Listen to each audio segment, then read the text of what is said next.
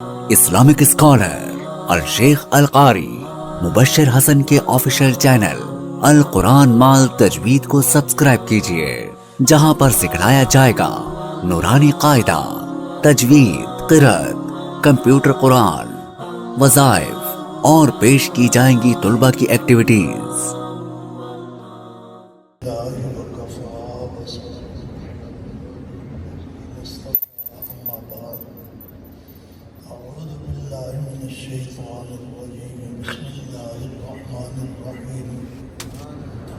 هو الذي أرسل رسوله بالهدى ودين الحق ليظهره على الدين كله وكفى بالله شهيدا۔ صدق الله وصدق رسوله النبي الكريم۔ سارے دوست درود پاک پڑھ لیں۔ اللهم صل على سيدنا ومولانا محمد وعلى آله وصحبه وبارك وسلم۔ اللهم صل على سيدنا ومولانا محمد وعلى آله وصحبه وبارك وسلم۔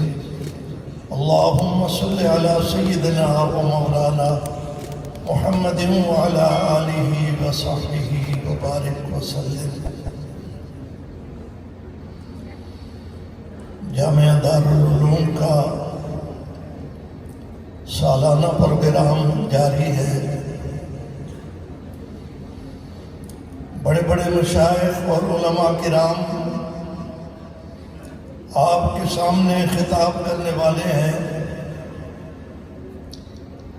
یہ فقیر اس ادارے میں بطور مہمان کے نہیں آتا، بلکہ بطور خادم کے آتا ہے، کیونکہ اس ادارے میں 7 سال میں نے طالب علمی گزاری ہے اور 8 سال تدریس کا زمانہ گزارا ہے، تو 15 سال اس در و دیوار میں گزارے ہیں۔ اس لیے اس سے ایک خاص انس ہے، محبت ہے۔ رات دن ہم اس کی ترقی کے لیے دعائیں کرتے ہیں کہ یہ ہمارا مادر علمی ہے، اللہ اس کو بلندیوں کی طرف لے جائے اور ترقیاں نصیب فرمائے۔ جتنے بھی دینی ادارے ہیں، اس میں وہ علم پڑھایا جا رہا ہے جو آج سے 1450 سال پہلے اللہ کے نبی پہ اترا۔ زمین پر علم کی نسبت سے بہت سارے ادارے مشہور ہیں اور بہت سارے علوم کہلاتے ہیں، لیکن جتنے بھی زمین پر علوم پڑھے جا رہے ہیں ان میں شبوں کی گنجائش ہے۔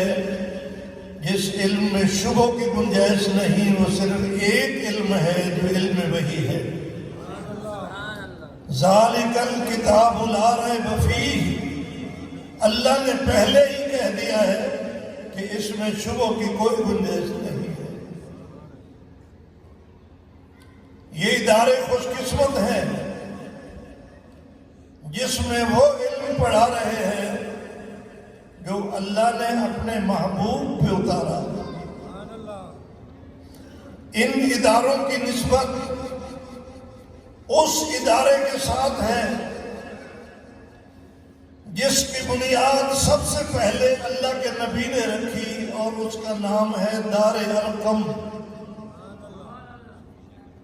جب صحابہ کرام کی ایک مختصر جماعت پڑھنے والی تیار ہو گئی، کلمہ پڑھتے تھے اور حضور کی خدمت میں علم سیکھنے کے لیے حاضر ہو جاتے تھے، قرآن حدیث سیکھتے تھے، بیٹھنے کی جگہ نہیں تھی، بیت اللہ پر مشرکین کا قبضہ تھا، اللہ کے نبی کا گھر اتنا بڑا نہیں تھا کہ جہاں بیٹھ کے تعلیم دے سکے۔ ایک صحابی ہیں جناب ارقم رضی اللہ تعالی عنہ، انہوں نے ایک دن حضور کی خدمت میں عرض کیا یا رسول اللہ آپ اپنے طالب علموں کو پڑھاتے ہیں لیکن پڑھانے کی جگہ کوئی نہیں. صفا پہاڑی کے پیچھے میرا ایک مقام ہے بڑا عمدہ اور شاندار. میں چاہتا ہوں کہ میں علم وحی کے لیے وقف کر دوں, آپ اس میں بیٹھ کے قرآن و حدیث پڑھائیں. یہ پہلا مدرسہ ہے. یہ کتنا عظیم مدرسہ ہے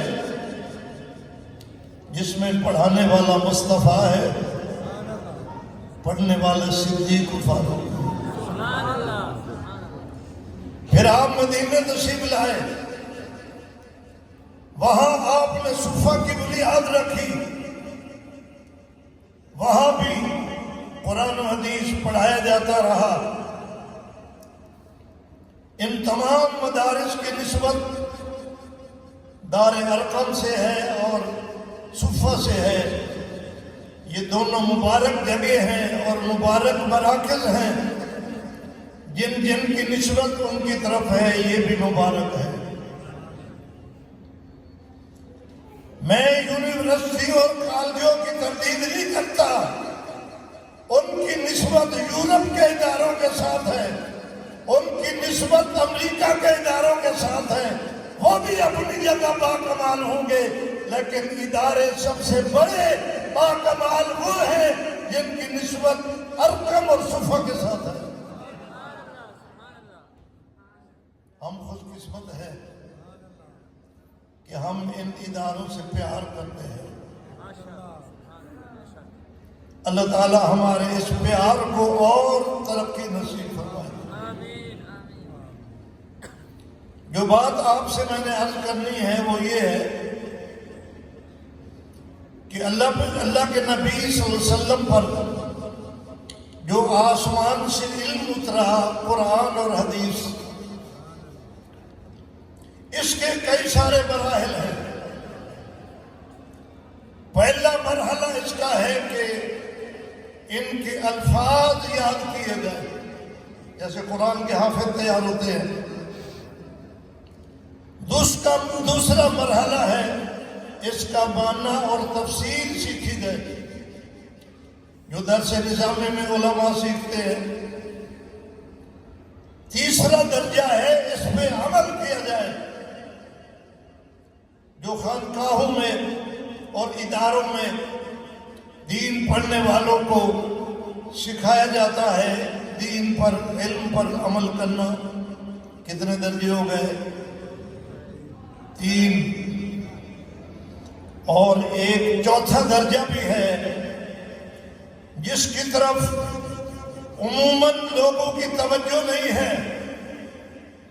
وہ توجہ ہے اس آسمان سے آئے ہوئے قرآن و حدیث اور دین کو کائنات میں نافذ کرنا. آپ نے سبحان اللہ اس لیے نہیں کہا کہ میں نے پہلے ہی کہا ہے کہ ادھر توجہ نہیں ہے. یہ قرآن اور حدیث صرف پڑھنے پڑھانے کے لیے نہیں آیا, صرف تبرک کے لیے نہیں آیا.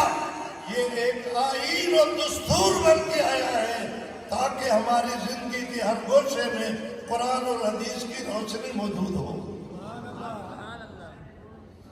نبی پاک صلی اللہ علیہ وسلم نے مکہ مکرمہ میں تو موقع نہ ملا نافذ کرنے کا, مغلوبیت تھی. لیکن جب آپ مدینہ میں تشریف لائے, آپ نے اسلامی اسٹیٹ کی بنیاد رکھی. جس دھرتی پر سب سے پہلی اسلامی ریاست ہے.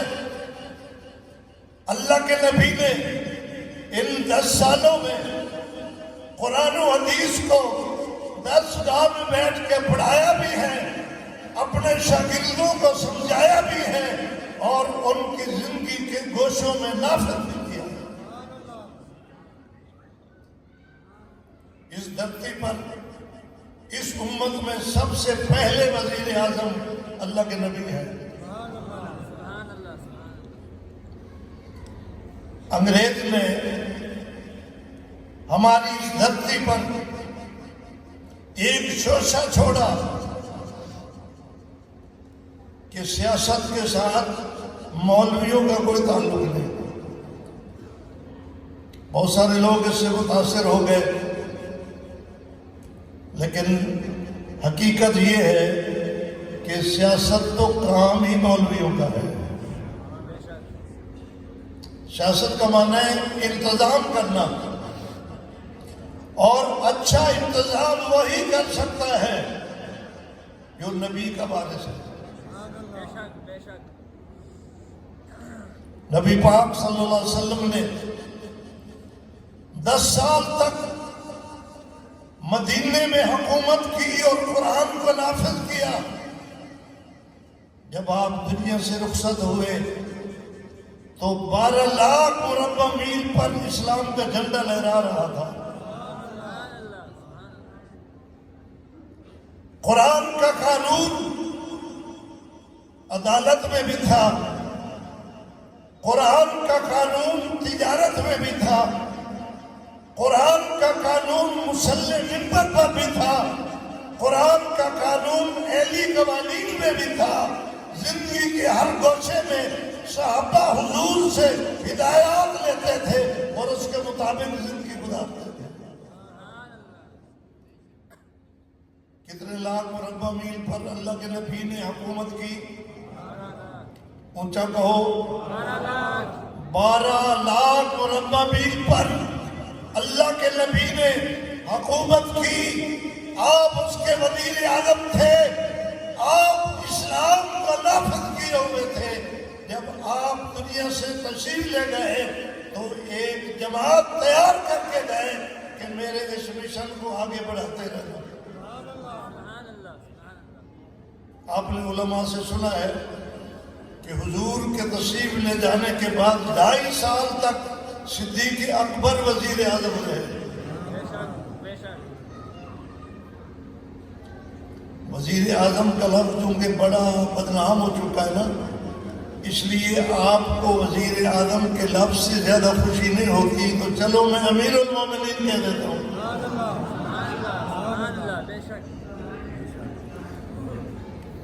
امیر المومنین صدیق اکبر نے 2.5 سال تک اسی نہج پر حکومت کی جس نہج پر اللہ کے نبی ان کو کھڑا کر گئے، مسلح پہ کھڑا کر گئے تھے، اسی نہج پہ چلائیے. صدیق اکبر کے بعد اسلام کے بڑے جرنیل جن کو اللہ کے نبی نے مانگا تھا اسلام کی عزت کے لیے، فاروق اعظم آئے. 10 سال تک آپ وزیر اعظم رہے. آپ نے قرآن کو نافذ کیا. جب فاروق اعظم شہید ہوئے تو اللہ کے نبی کا یہ مشن 12 لاکھ مربع میل سے بڑھ کر 22 لاکھ مربع میل تک پھیل چکا تھا. سیاست اور کس کو کہتے ہیں؟ یہی تو سیاست ہے. فاروق اعظم کے دور میں گورنروں سے بات پرس ہوتی تھی کہ اپنی رعایا کے ساتھ معاملات کیسے چلا رہے ہیں. اللہ کے نبی نے جو اسلامی آئین اور قانون اپنے شاگردوں کو دیا تھا اس میں مال بنانے کی ترغیب نہیں تھی، اس میں غریبوں کی خدمت کرنے کی ترغیب تھی. فاروق اعظم رضی اللہ تعالی عنہ نے ایک دفعہ ایک صوبے میں آرڈر بھیجا کہ یہاں کے غریبوں کی لسٹ بنا کے میرے پاس بھیجو. جب لسٹ آئی تو پہلے نمبر پر گورنر کا نام لکھا ہوا تھا. آپ کے تصور میں اس دور میں آ سکتا ہے کہ پورے صوبے کے غریبوں میں سب سے زیادہ غریب گورنر ہو. یہاں تو ایک رات بھی اگر گورنر ہی مل جائے تو کوئی نہ کوئی محل کہیں تیار ہو جاتا ہے ایک رات میں. فاروق اعظم حیران ہو گئے کہ میرے صوبے کا گورنر سب سے زیادہ غریب ہے. آپ نے ایک سونے کی تھیلی بھر کر دناریر کی دی، کہا میرے گورنر کو دو، استعمال کیا کرے۔ اللہ کے نبی نے اپنے شاگردوں کے دل و دماغ سے دنیا کا انس و الفت محبت ایسی کھیل ڈالی تھی، جب گورنر کے پاس سونے کی تھیلی پہنچی، روتا ہوا اپنے گھر پہنچا، بیوی نے کہا کیا ہو گیا؟ کوئی امیر المومنین پر برا وقت آ گیا ہے، آپ اتنے بل بلا کے رو رہے ہیں؟ انہوں نے کہا نہیں، امیر المومنین ٹھیک ٹھاک ہے۔ کہا پھر کیوں روتا ہے؟ کہا اس لیے روتا ہوں کہ میرے گھر دنیا داخل ہو گئی ہے، سونے کی تھیلی آ گئی ہے، میں اس کو کیا کروں؟ بیوی بھی تو اس گورنر کی تھی نا، اس نے کہا آپ کو پریشان ہونے کی ضرورت نہیں، اس کا طریقہ میں بتاتی ہوں۔ آپ اپنے شہر کے غریبوں کو اکٹھا کر لیں اور یہ سونا تقسیم کر دیں۔ گورنر نے وہ سونا پھر تقسیم کر دیا، پھر غریبوں کی فہرست میں کھڑا ہے۔ 22 لاکھ مربع میل تک فاروق اعظم نے اسلام کا جھنڈا لگایا۔ پھر عثمان غنی آئے، 12 سال تک انہوں نے حکومت کی، انہوں نے کام کو آگے بڑھایا۔ پھر حیدر کرار آئے، 5 سال تک انہوں نے حکومت کی، انہوں نے اس کام کو آگے بڑھایا۔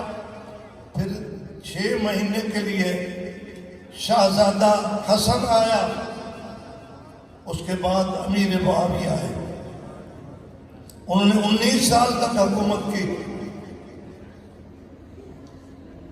امیر معاویہ پہ بہت سارے لوگ مختلف انداز میں اعتراض کرتے ہیں، لیکن امیر معاویہ کے لیے سب سے بڑا اعزاز یہ ہے کہ ان کے ہاتھ پہ نبی کے لفظ جگر حضرت حسن نے بیعت کی ہے۔ کس نے بیعت کی ہے؟ بولو، نبی دے لفظ جگر نے، نواسہ ہے نا نبی کا، نبی کے نواسے حسن نے بیعت کی ہے۔ یہ وہ خاندان ہے جو کسی ناپسندیدہ آدمی کے ہاتھ پہ بیعت نہیں کر سکتا۔ حسن کے چھوٹے بھائی حضرت حسین نے اپنا قبہ شہید کرا دیا، لیکن ناپسندیدہ آدمی کی حکومت تسلیم نہیں کی۔ اگر حضرت حسن کو امیر معاویہ پسند نہ ہوتے، ذبح ہو جاتے، بیعت نہ کرتے۔ جب بیعت کی ہے تو معلوم ہوتا ہے کہ یہ خاندان نبوت کا پسندیدہ فرد تھا۔ سبحان اللہ تو کہو۔ یہ نبی کا آخری صحابی ہے جو حکومت کر رہا ہے۔ 19 سال تک امیر معاویہ رضی اللہ تعالی عنہ نے حکومت کی، اور اس حکومت کو بڑھا کر 65 لاکھ مربع میل تک پہنچا دیا۔ 65 لاکھ مربع میل پر حکومت کر رہے تھے امیر معاویہ جب دنیا سے گئے سن 60 ہجری میں۔ 10 سال حضور نے حکومت کی، 50 سال صحابہ نے حکومت کی۔ اس 60 سال کے دور میں اسلام آدھی دنیا میں نافذ ہو چکا تھا۔ آپ کو بتانا یہ ہے، میں ختم کرنے والا ہوں، علماء بہت آنے والے ہیں۔ آپ کو بتانا یہ ہے کہ قرآن صرف پڑھنے کے لیے نہیں ہے، پڑھنا بھی اس کا باعث اجر و ثواب ہے، اس پر عمل کرنا بھی باعث جنت ہے۔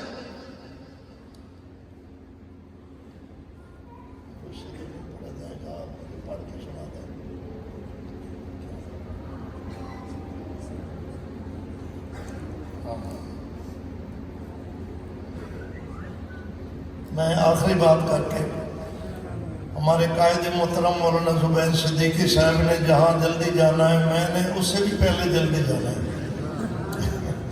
اس لیے جلدی ختم کرتے ہیں۔ تو میں یہ بتا رہا ہوں کہ قرآن پڑھنے کے لیے بھی ہے، سمجھنے کے لیے بھی ہے، عمل کرنے کے لیے بھی ہے، اور نافذ کرنے کے لیے بھی ہے۔ کیونکہ آپ کے علاقے میں دو عالم الیکشن میں کھڑے ہیں، ایک قومی میں ایک صوبائی میں، اس لیے آپ سے میں گزارش کروں گا اور اس طرح متوجہ کروں گا کہ 76 سال سے ہم 76 سال سے جاگیرداروں کی غلامی کر رہے ہیں، لیکن کب تک جاگیرداروں کی غلامی کرو گے؟ آؤ علماء کے قدموں میں، علماء کی پرچی میں مہر لگاؤ، انشاءاللہ وہی دور آ جائے گا جو 1450 سال پہلے فاروق اعظم والا دور تھا۔ وآخر دعوانا الحمدللہ رب العالمین۔